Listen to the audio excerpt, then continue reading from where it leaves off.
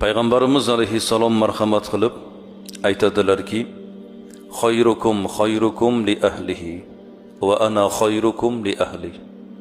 Sizlarni eng yaxshingiz o'z oilasiga, ahliga, ayoliga yaxshi munosabatda bo'lganingiz.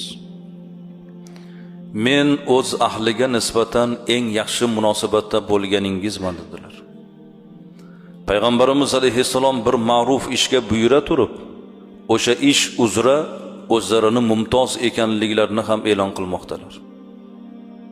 Erkaklar jamoasiga qarata eng yaxshi erkak ayoliga, oilasiga eng yaxshi munosabatda bo'lgan erkak dedilar.